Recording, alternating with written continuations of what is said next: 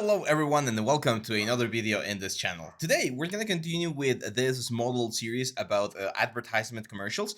There was a good response yesterday, so thank you very much to everyone who liked it and commented. And since some of you did ask for the texturing process, today we're going to be working on the texturing and the rigging. And then hopefully tomorrow we'll finish with the animation and the render. I don't want to drag this too long because there's a lot of other stuff I want to talk about.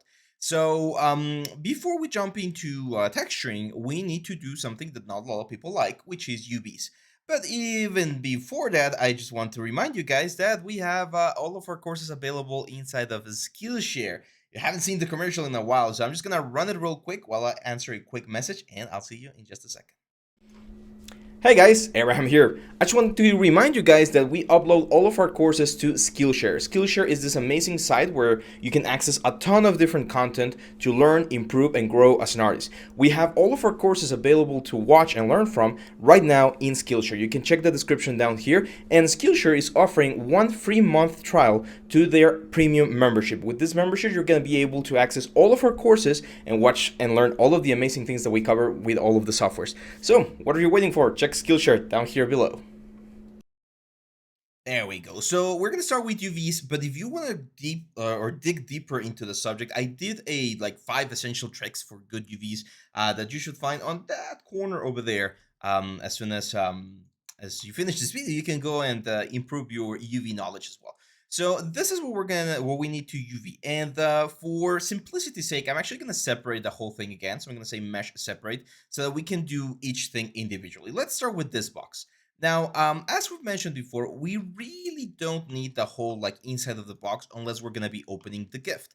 It was a good idea to have it just to like for the sake of deformations and stuff, but in this case, I don't think we really need it. So what I'm gonna do is I'm gonna insert one edge loop right there, and then I'm gonna delete this faces and this faces right here. This is also gonna make sure that when we deform it, which is gonna be very soon, we don't have any like overlap between both sides of the faces.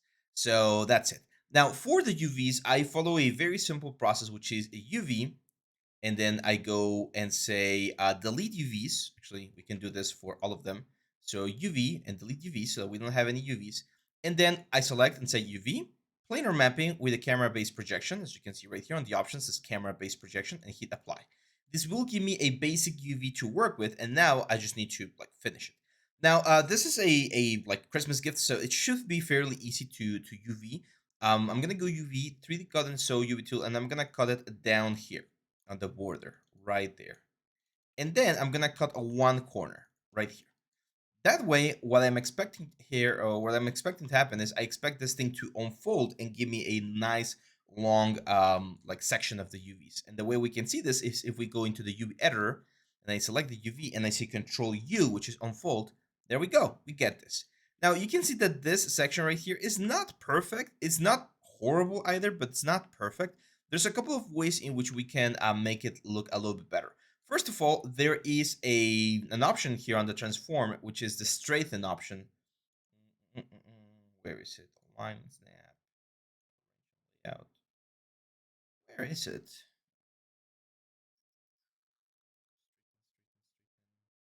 Here, unfold, straighten.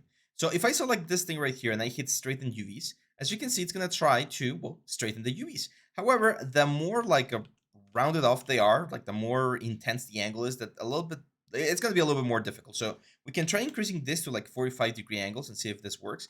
That works a little bit better, but it's not perfect. The main element, as you can see, is right here. Oh, sorry, I need to take this call. Sorry about that. So yeah, as you can see, it's good, but it's not perfect. And the reason why it's not perfect is the Unfold is having a little bit of an issue trying to solve this thing right here, this going around the corner. Easiest way to fix this, just go back to 3D Cut and Sew UV tool, and let's cut the one line right here. We're not even gonna see it because we have the lid, right? So now with that extra line, if we go back to the UV editor and we unfold this thing again, Control U, you can see this remains quite straight, and this, yes, it's like a very ugly band, but again, it's not going to be visible. We could, of course, do more cuts, line them, there's more advanced stuff, but I want to keep it simple. This one, I am going to bring this thing down to 30, and I am going to straighten the UVs, so it's a lot easier to manage, and there we go. And yeah, that's it. That will be like the main thing. I don't think I want to add any sort of like a thing to this one right here. I think the lid is gonna look nice as a single color. We're only gonna have the pattern here on the underside of the box. And I also don't think we're gonna need as much UVs for this ones right here. But I want to show you a material thing that we can do. So for that, we do need to, I think we do need to UV. We can add like a metallic texture. Maybe that's a good idea. So let's select everything here and let's isolate it. And this one's, again, fairly simple because they're very flat surfaces. So, and we have clean edge loops going around. So same deal, UV, or we already did that. I'm actually going to combine this to make this a lot faster. And once we have this combined, I'm just going to go UV, 3D cut and sew UV tool. And we're going to go to the lower edges of the edge loop. You can see that right there. I'm selecting the whole edge loop right there. Let's select that edge loop. It's pretty much, we're cutting this, guys, in half, right? So we're going to some of this, this. Let's go to this one. Because this, guys, at the end of the day, they're like loops, like chains, right? So this, this, there, there, there, there, there, here, there we go. There, there. Same for this, guys, all the way around, around, around, all the way around. Perfect. Now, not only do we need to do that, we also need to do like a cut somewhere. So again, probably on the lower sections, which are not going to be as visible. So like there and there, that should take care of the long bands right there. And then for this one, let's go there. For this one, let's go in there. Then this, guys, I actually don't remember. Apology. Okay, actually that, oh, we have engons. Ooh, engons are bad. We need to delete those engons. And that should pretty much do it. Like we're not gonna need to add another cut because the engons will be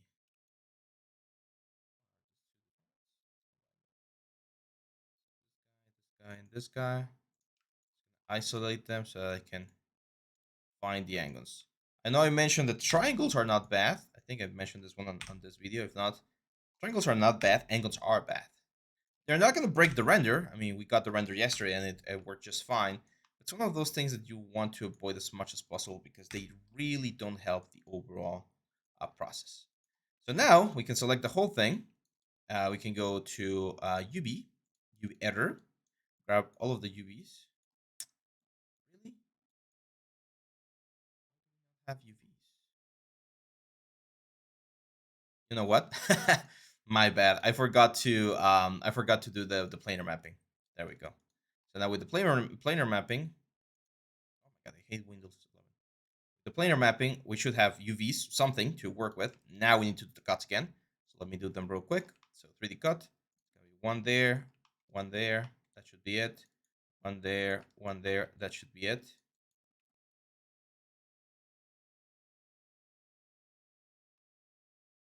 There, one there. That should be it. For this, guys, we just need one. You're gonna see why. So just one, one. For this one, or for the big loop right here, we might need another one. Right there on the inside. That one right there. This one's we pretty much just need one. This one's one there. And we're gonna know whether or not this works when we do the unfold. Control U, and then I'm gonna press Control L. And here I'm gonna see whether or not everything unfolded properly. And yeah, as you can see, we got the two main ribbons, we got some of the bows, and yeah, we have all of the things flat into the element. So that's it. Now, why do I want that? Because I want to add like this sort of like a metallic texture. I'm not sure if you've seen this sort of like flaky like ribbons that they sometimes use for GIFs. So that's what we're gonna go for. Cool. So let's go back to the box. I'm gonna go UV editor. I'm gonna press Control L. Control L will lay these things out so that we have an area where we can work our texture. As you can see, this is going to be our area. This area represents the front part of the gift box. Now, this is a really old way to do things. I'm not going to bring this into Substance. I'm actually going to bring it into Photoshop. It's a really, really old way to do things, but it works very nicely. I'm going to grab this thing right here, and I'm going to say image UV snapshot. I'm going to save this image. Usually it's saved on the images folder, but my images folder right now is very dirty right there. So I'm going to save it on the desktop. I'm going to call this gift UVs. And it's going to be saved as a PNG. Gift UVs 2K, I think it's fine, but let's go 4K just for the sake of it. I hit apply. And now inside of Photoshop, we can open that one, that image that we just created. And that image is really, really important because that's the image that we use to find where the things are going to be. So we use this texture to line things up. I'm going to fill this layer with a black, and there we go. That's our UV map right there. So as long as we fit things in that specific area, it's going to look good on our gifts. So let's jump real quick into the internet and look for Christmas gift pattern free. I don't want to have any issues with like copyrights and stuff like that. So as you can see, there's a lot of like ideas, a lot of options. This one's not bad, but it does have this same like it has the freaking watermark right there. So let me see this one right here. Get this. This one's actually nice. I like this one. It's iStock. Oh, I hate this. Let me get one real quick, and I'll show you. Okay, so it seems this one right here, printable, has free ones, and there's a couple of them that I like. I think this one right here, the green, this like cartoonish looking one, it's a little bit fresher, so I kind of like this one. I'm gonna download this, and if we take a look at this, it actually has a really, really nice like resolution. So the only thing I need to do is once we have that one downloaded, we need to bring it into Photoshop.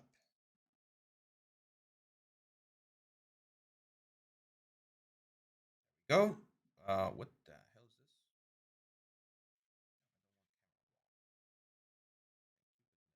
There we go. Let's make this thing a little bit bigger. I have it right here. It's supposed to be a tileable pattern. It's not perfectly tileable because, as you can see, they were really clever and they hit certain elements, right? So in this case, I just need to increase this in such a way that we can get this to where it's supposed to be. It's probably a little bit bigger. There we go. Hit enter. And that's it. Now, the only thing we need to do is we need to extract this section right here. Okay, so I'm going to go with my selection tool. I'm going to select this one right here. And I'm going to press Control-Shift-I to select everything else and delete. We, of course, need to rasterize this layer. There we go. And delete. There we go. That's our nice little pattern. Then we can make this thing a little bit bigger. There's an option here with the crop tool. Delete crop pixels. There we go. Control-T. Make this a little bit bigger. And this is going to be our box. Now it's just a matter of duplicating this. A little bit of a missing piece right there that was hidden when we cropped. That's fine. Just delete that. And the cool thing about this is, as you can see, pretty much like falls into place. Now I'm gonna go to this layer down here, the lower layer. I'm gonna select this green color. I'm just gonna fill the green color because there's gonna be a point, as you can see, where the pattern cuts, and I don't want that pattern to. And this is what we're gonna be using. I'm just gonna Control Shift S, and we're gonna save this. PNG is fine, but it's very important whenever we save things to save it on the source images folder. So I'm gonna call this gift underscore color. Okay. So now we go back here. The only thing we need to do is select this guy, assign a new material, Arnold, AI standard surface, and on the color, we're gonna plug in the texture that we just created. So here's source images, gift color. This is why naming things is very important. There we go. You can even see it on the viewport, I think. There we go. Look at that. Nice. Not bad, right? Not freaking bad. So yeah, This is the gift. Now I remember this like the lid was a gold, which I think it's a nice color. I think it falls nicely with the whole thing. But I do want to give this gold again like a little bit of texture, right? So one of the things that we could do is we could go to substance assets. I mean, if we look for a metal, we can look for some sort of metal that looks well, interesting. So let's go surfaces, metal. Go all of the sci-fi stuff that we don't want. Just want like pure raw metal with a little bit of texture, right? Like that's the kind of thing that really helps the whole thing. So like this sci-fi brush metal, that one looks good. I'm gonna look for flake. Let's see if we have something that has like this sort of like, there we go. Look at this metallic paint. This looks very, very, very pretty. It has this very nice flaky feel to it. So let's download this. And I've also talked about this one before. I'm gonna link the video again because I think it's a very useful video if you haven't seen it, which talks about the substance plugging inside of Maya. So, by the way, there is a substance plugin inside of Blender as well. If you guys want me to talk about that one, I can do that as well. I'm still pending on one of the other topics about the Blender. Don't think I've forgotten. It's just that so much things to talk about in regards to 3D. So I'm gonna bring this into our substance folder, which is called the metallic paint. And here inside of Maya, I am gonna go to my hypershade. I'm gonna press tab and I'm gonna write substance node texture. And then this one, we're gonna look for substance folder right here. Oh, folder, and it's this metallic paint. Hit open.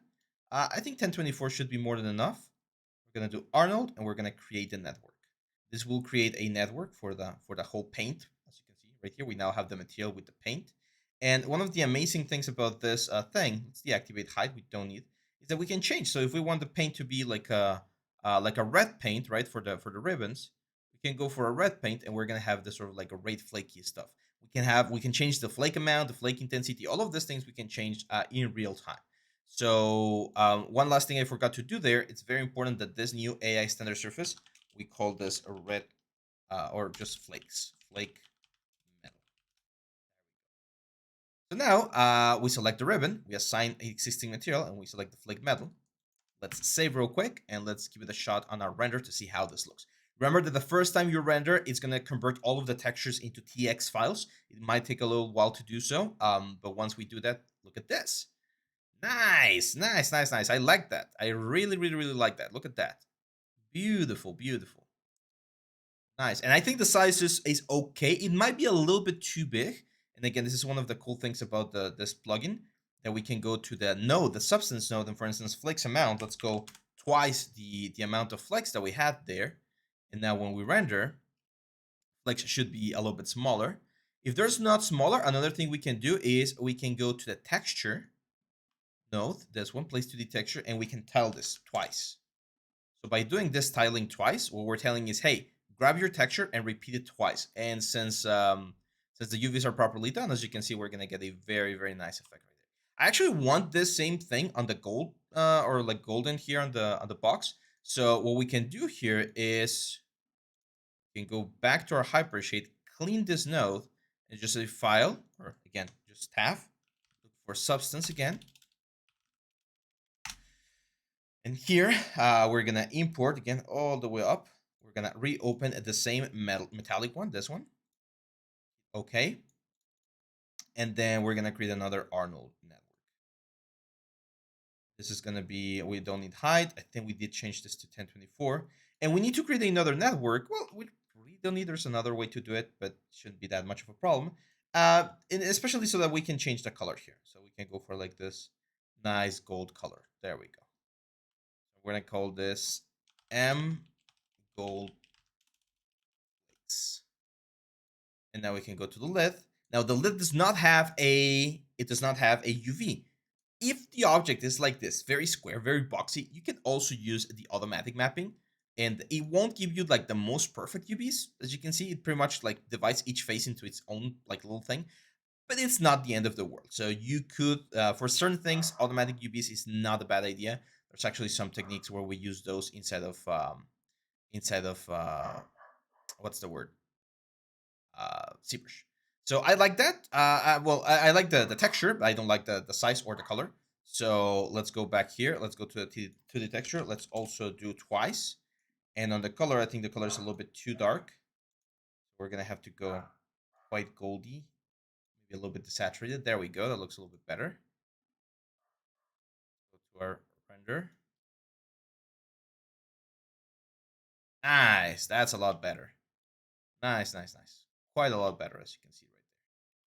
And yeah, that's pretty much it for the texturing part. We have our object. The object is like nicely textured, and we can now go on to the next part, which is the element. Now I can see a little bit of an overlap right there. I don't love it, so let's fix that one right here.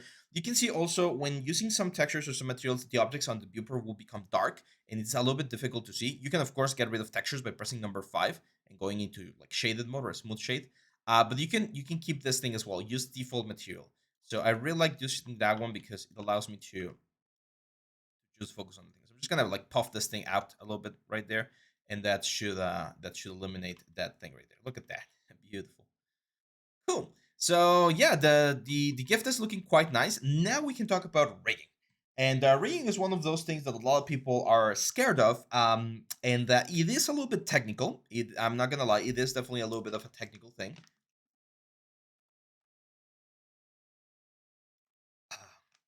Did I surprise you guys? Some of you guys like to watch the video on a tab, and then I suddenly became quiet.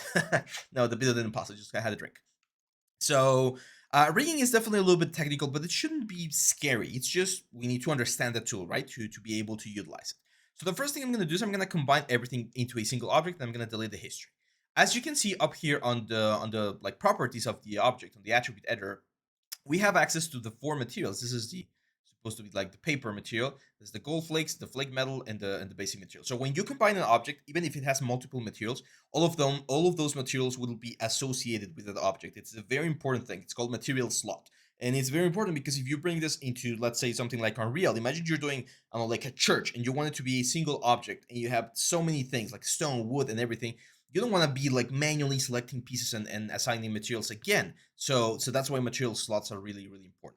I've had assets. I've worked on a project recently that had like 98 like material slots.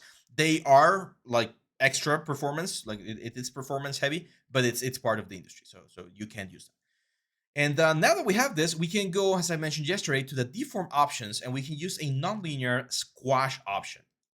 Now, this rig that I'm going to show you is super, super simple rig. It's only going to allow us to do like a very, very basic thing. It's not like an advanced rig where we're going to be able to move and twist the object into different sections. It's just going to be a squash and a stretch, a little bit of bounciness, and then like an expansion towards the camera. So if we take a look at the squash options, you're going to see that we have this thing called the factor. And this factor is pretty much what we're going to be using to squash and stretch the object. And as you can see, thanks to the way we model this, thanks to the topology and everything, it looks very cool, very cartoony looking. And even if we keep this like really stretched like this is one of the beauties about 3D, is even when we do something like this, if we render, the textures and everything are gonna remain like working properly. You can see here, yes, they do look stretched, but it looks perfectly fine. And we can go back to like a squash, like a really big factor right here. We take another render, and you can see that it looks again very cool. It's working, right? Um, so this is gonna be the main like controller that we're gonna use, but I don't want to work with a controller right here. I don't want to have to select the little thing right here, the squash handle, and then go into squash and then go into factor. Here's where rigging comes into play.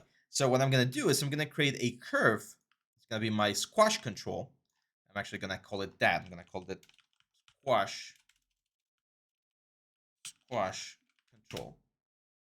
I'm gonna freeze the transformations. We don't need anything here. And I'm actually gonna select everything here. I'm just gonna say lock and hide selected because this thing will only control the squash. I'm gonna go to channels or to edit, and I'm gonna go into the add attribute option, and we're gonna call this squash. It's gonna be a float, meaning it can be any number. Default is 0. We can add some like limits on the minimum and maximum. I'm not gonna do that. I'm just gonna have this like here, squash. But right now, if I move the squash, nothing happens. So I need to connect this squash to something else. And to do that, I'm gonna go to the animation options, and we're gonna use something called a set a driven key. So I'm gonna go to where is it? Constraint. Get where it is. Key, set driven key, set. There we go. So the driver, what's going to control things is going to be this curve. So I'm going to load the driver. And what's going to be driven is going to be the squash handle. I'm going to load driven. Okay, so as you can see, we have this squash handle right here, but no, that's not what I want actually. That's not what I want because I want to control not the handle itself. I want to control this input right here. So to go to this input, I actually need to go into the handle, Windows, Node Editor, and you can see that this handle shape has things. This is the thing that I want, the squash. So I'm gonna select the squash. I click these things to see like the connections. I'm gonna select the squash and I'm gonna load driven. And now we have the options, okay? So now that we have access to these options, actually, I think it might be a little bit easier if we just connect this directly. Can we? Yeah, I think we can. So let's go to the node editor. What I'm gonna do is I'm just gonna grab the squash control, get it in here, and then if we select these things right here, we should be able to get options. There we go. So we have this squash option over here on the squash transform, and then on the squash control, we can all actually expand everything, and we can just literally connect the squash option to the factor. So now there's a direct connection. We don't even need a step-driven key. So if we go to the squash curve and we squash this, by just moving it like right and left, we're going to be able to move everything. So yeah, node editor in this case was a lot easier. It's just a direct connection. We're pretty much telling the rig, whatever happens to this squash attribute that we added, it's going to be transferred to the factor attribute of the squash handle right here. Okay. Now I'm going to create another curve. I'm going to go curves. I'm going to create another curve, circular curve. There we go. And this is going to be my main curve. And right now, we're not going to use joins. We're not going to use anything. We're just going to keep this thing like here. The squash control is going to be parented to the main control here. So wherever the main controls go, the squash handle or the squash control should follow. I'm not seeing it though. I don't think it really matters if we see it or not because at the end of the day, no, we do need to see it. Why did it lose? Oh, the scale. Okay, yeah, sorry. Raise the scale. There we go. So now that the scale is frozen, we just parent this. There we go. So where this curve goes, the squash control will follow. And I'm just going to grab this guy, the poly surface and the squash handle. I'm going to parent those to the squash control. So again, where this thing goes, the curve will go. And as you might imagine, the squash factor and everything will go as well. So now we've created a very simple, like rig that allows us to move the gift around, rotate it, okay, and at any point grab this curve and squash it or stretch it. Okay, so that's pretty much the basics of rigging. The rigging is nothing more than like moving things around and connecting things in such a way that allows us to do and create more interesting things. It is a little bit again technical. Hopefully this like little exercise is not that difficult. It was just a parent and a connection on the node editor, an extra attribute that we created, and that's it. There's way more advanced stuff. We do have a basic like reading class if you want to check it out on a skillshare down here. But yeah, that's pretty much it. So I'm gonna stop the video right here, guys, and tomorrow we're finally gonna be doing camera animation, the gift animation, and the little bit of probably we're gonna do a little bit of post production in After Effects as well. So yeah, that's pretty much it, guys. Hang on tight, and I'll see you back on the next one.